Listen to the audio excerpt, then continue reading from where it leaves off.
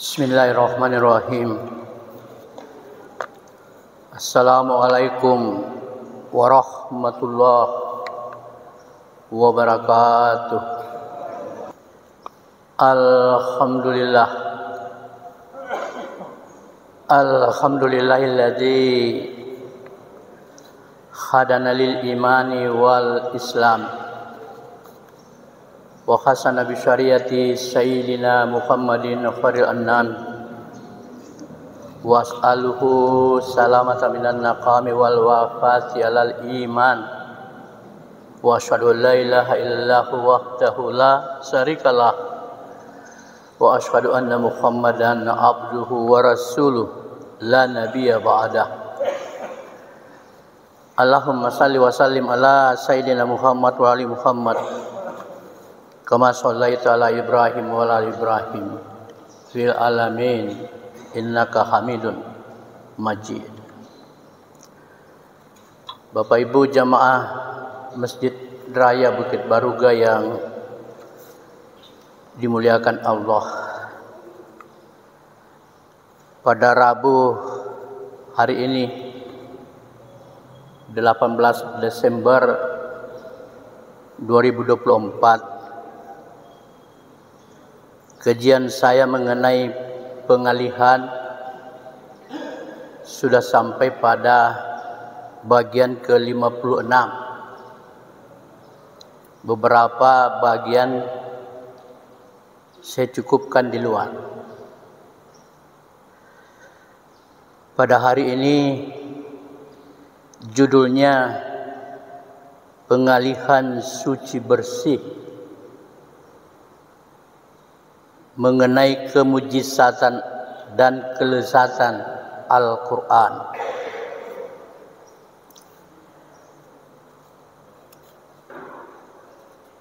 Allah Subhanahu wa Ta'ala berfirman dalam surah Al-Baqarah ayat 222. A'udzubillahi minasyaitonir rajim. Bismillahirrahmanirrahim.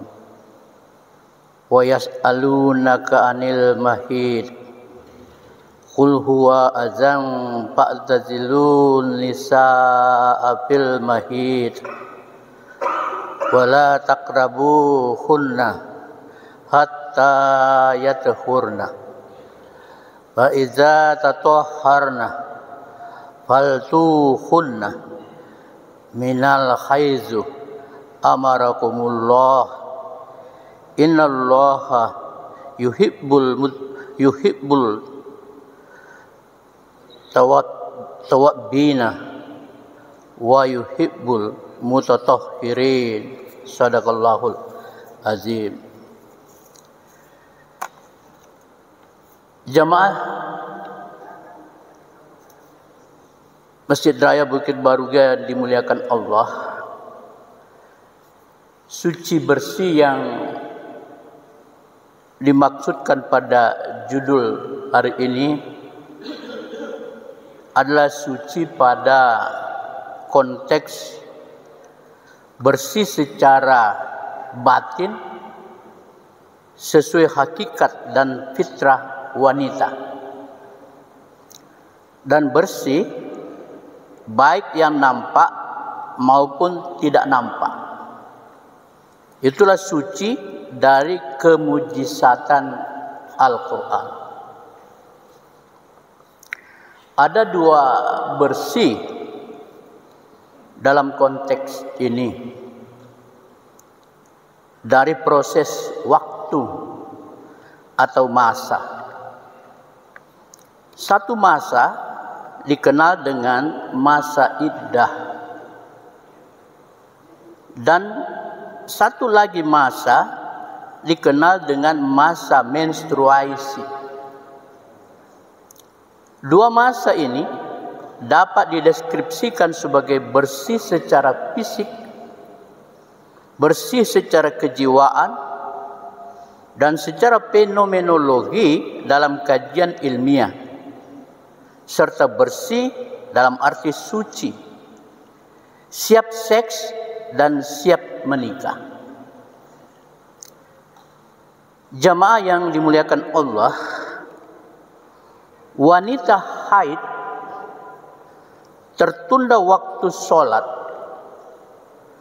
tertunda waktu puasa, termasuk seks dan berbagai larangan-larangan lainnya, karena dia dalam keadaan tidak suci, keadaan najis kotor, sebagaimana Al-Baqarah 222 tadi.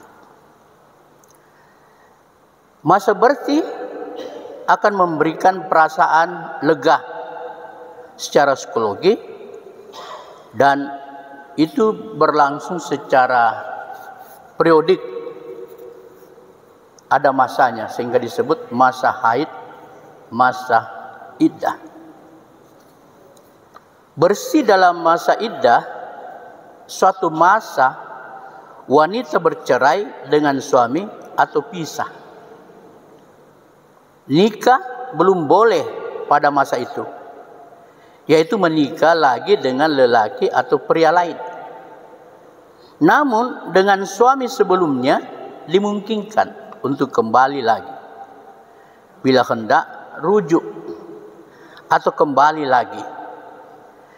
Di sini ada rahasia atau ada dalil mengenai kesehatan dan beberapa hikmah lainnya sebagai bagian dari kelezatan dan kemujizatan Al-Quran.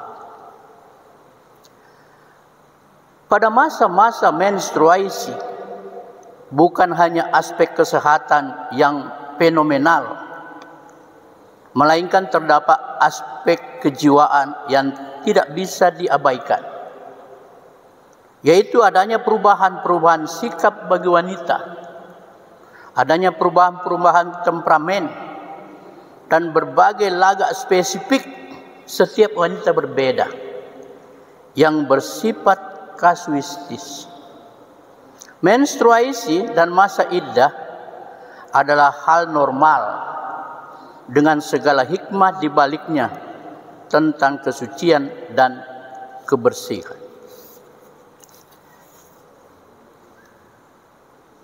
Bapak Ibu dimuliakan Allah, oleh karena itu pengalihan suci bersih dimaknai sebagai masa temporari, masa terjadwal secara temporer, yaitu masa tertentu, tidak lama namun periodik. Periodik dimaksudkan berulang datang dan datangnya secara tepat waktu. Pengalihan suci bersih adalah fenomena wanita, itu hanya terjadi pada wanita. Dan bahkan fenomenologi artinya suatu fenomena yang dipelajari, satu fenomena yang melahirkan ilmu, dikenal dengan ilmu embriologi. Hanya dialami oleh wanita murni, sekaligus pembeda kodrat dengan yang kewanita-wanitaan. Pengalihan suci bersih adalah manifestasi ajaran Islam dan mujizat Al-Quran, yaitu satu proses masa yang merupakan siklus, itu tadi periodik siklus berulang dan berkonsekuensi etik. Nah, ada berkonsekuensi etik, akhlak, hukum. Itu tadi yang kita katakan, dia mempunyai aturan-aturan yang telah ditetapkan, yang wajib dipatuhi, kena delik pada masa menstruasi dan delik pada masa iddah. Sebagaimana kita ketahui bahwa nilai-nilai Islam adalah akhlak, berkait dengan masa iddah dan menstruasi berkonsekuensi pada akhlak. Dalam ilmu pengetahuan dikenal dengan etika. yang berasal dari bahasa Yunani ethos. Dalam perspektif filsafat disebut human action. Etika itu adalah human action, tindakan manusia yang mewujudkan moral. Akhlak adalah pembeda makhluk ciptaan Allah dengan makhluk-makhluk lainnya, yaitu di luar manusia, sekaligus mencerminkan rasionalitas dan moralitas Islam. Ulama kita mengajarkan orang-orang berakhlak itu akan menampilkan rasionalitas dan moralitas yang Islami. Bahkan dikatakan meninggalkan etika adalah meninggalkan hati nurani. Tingginya nilai etik dapat mencegah kebatilan dan memberi ruang bagi yang hak. Kebatilan itu adalah perbuatan-perbuatan zalim, menzalimi orang lain. Mari kita lihat bahwa etika merupakan teori tentang baik buruk, moral adalah implementasinya. Sedangkan akhlak, tindakan yang menunjukkan perilaku beragama, berdasarkan wahyu, bukan sekadar pendapat tentang baik buruk, tetapi juga menyangkut halal, haram, wajib, sunnah, dan makruh. Ketiganya, penerapan secara bersamaan menjadi kepribadian yang khas Islam. Ada yang halal, tetapi karena akhlak dia menjadi tidak dilakukan. Yaitu ayatnya tadi sebagai pembuka. Dan mereka menanyakan kepada Muhammad tentang haid. Katakanlah itu adalah suatu yang kotor. Karena itu jauhilah istri pada waktu haid. Dan jangan kamu dekati mereka sebelum mereka suci.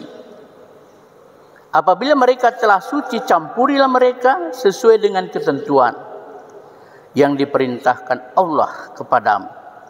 Sungguh Allah menyukai orang yang tobat dan menyukai orang yang menyucikan diri. Kaum mufassirin ada yang berpendapat bahwa dengan ayat yang mengatakan Allah menyukai orang yang tobat,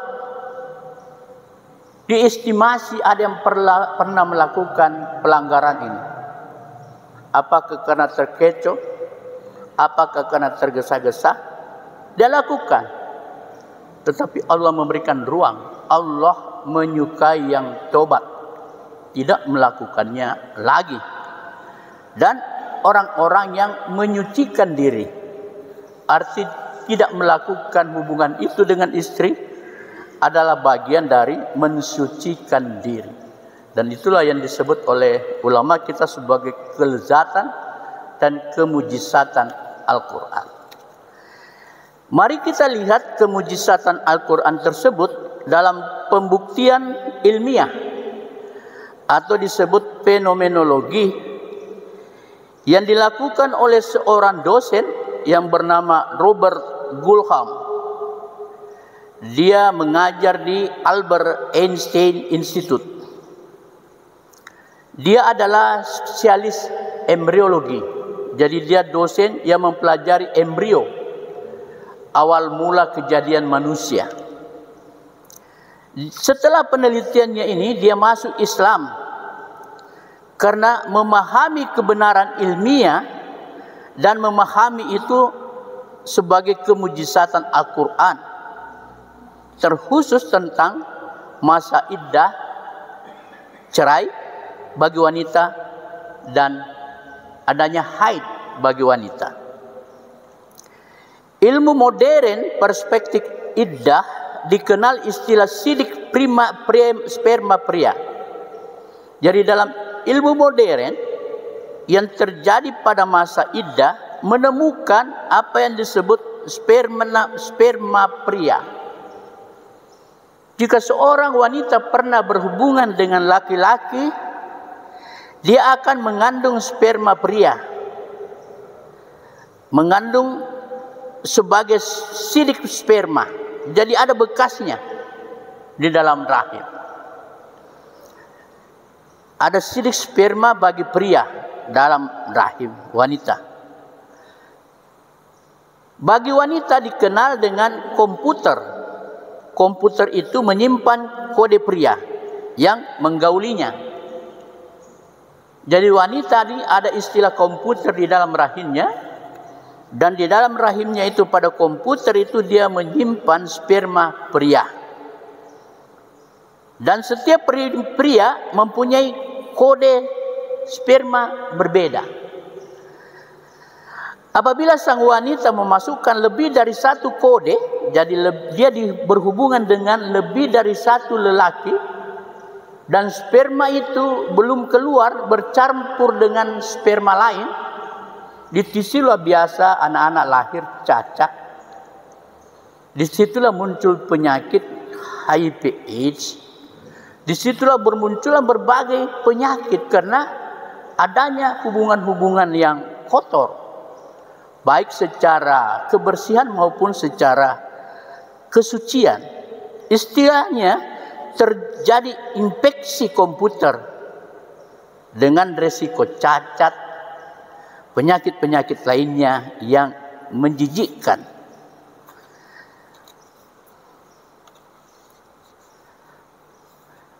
Allah Subhanahu wa taala telah mengingatkan bahwa seorang yang bercerai dengan istrinya memberi waktu 3 bulan bagi perempuan untuk bisa menikah lagi. Ayatnya ini di Al-Baqarah 228. Dalam para istri yang diceraikan wajib menahan diri mereka 3 kali quru. Yang disebut 3 kali quru adalah 3 kali haid. Tidak boleh bagi mereka menyembunyikan apa yang diciptakan Allah dalam rahim mereka jika mereka beriman. Jadi orang-orang beriman itu tidak akan menikah dalam masa iddah 3 bulan. Allah telah menyampaikan bahwa tidak bisa menyembunyikan apa yang tersembunyi dalam rahimnya jika mereka beriman kepada Allah dan beriman kepada hari akhirat. Beriman kepada hari akhirat ada hari pembalasan kepada mereka yang melanggar aturan-aturan, kewajiban-kewajiban akhlak Islam. Dan para suami mereka lebih berhak kembali. Jadi kalau suaminya dalam masa iddah mau kembali, silahkan.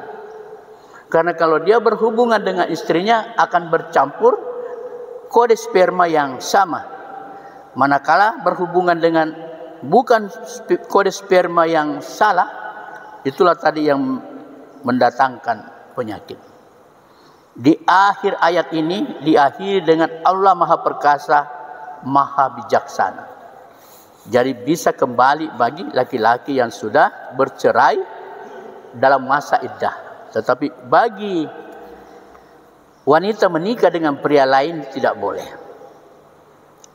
Masa iddah bisa disebut masa penantian bagi wanita bercerai jika dia hendak menikah lagi. Masa iddah, masa wanita menuju suci bersih.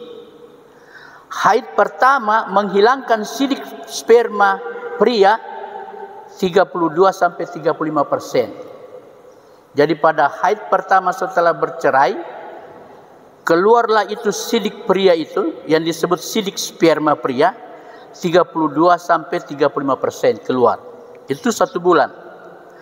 Haid kedua menghilangkan 67% sampai 72%.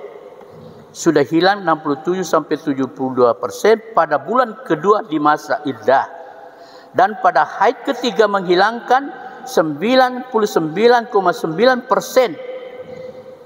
Dan rahim diklasifikasi bersih dari sidik sperma sebelumnya. Sudah tidak ada lagi sidik sperma di dalamnya. Sudah bersih dan siap menerima kode sperma yang baru. Tidak bercampur.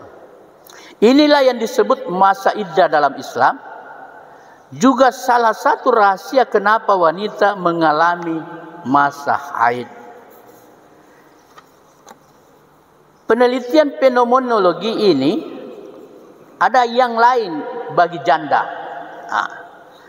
Bagi janda ada aspek psikologi, ada aspek kejiwaan. Sebagaimana telah diungkapkan, bagi janda yang menyebabkan sidik sperma menempel lebih kuat. Jadi lebih kuat kalau janda menempelnya. Sehingga membutuhkan ukuran masa lebih lama. Sekitar 4 bulan. Baru bisa menikah lagi. Jadi jika ada janda mau menikah, tunggu 4 bulan. Penelitian mengenai janda ini dengan sampel muslim di Afrika.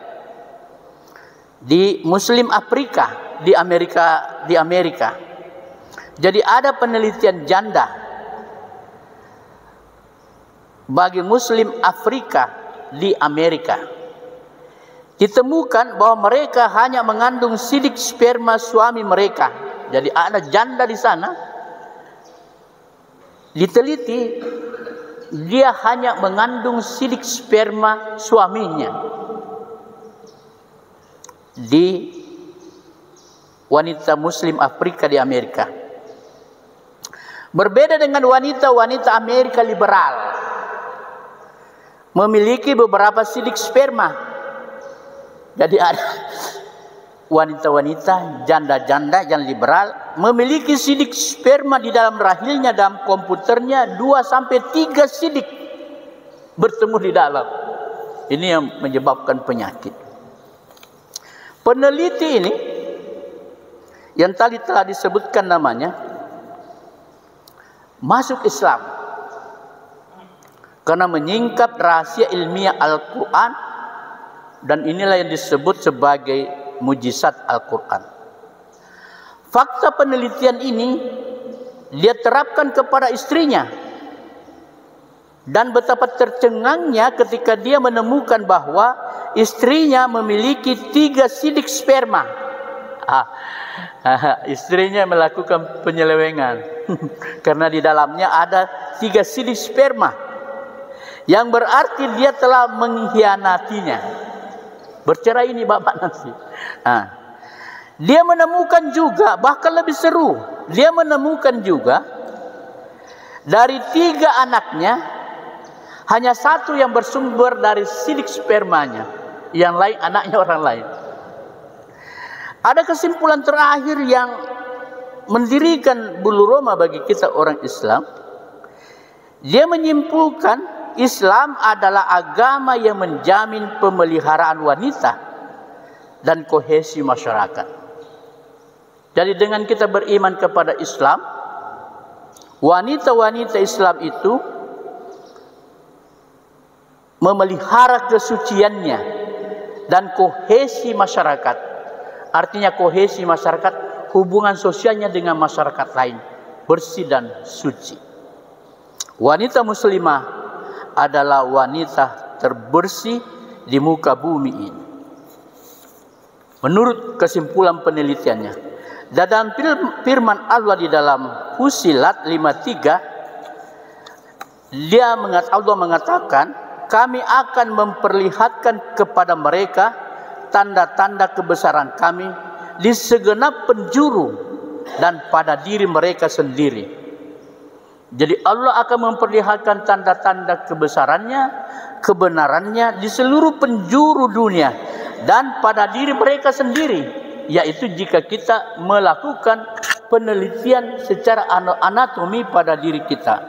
Dan itu bukan hanya penemuan ilmiah, akan tetapi semakin meningkatkan kecintaan kepada Islam. Aku lukuli hasa wastaghfiru innahu wal ghafurur rahim. Nanti Pak Imam akan memimpin doa kita untuk tetap beriman kepada Islam. Assalamualaikum warahmatullahi wabarakatuh.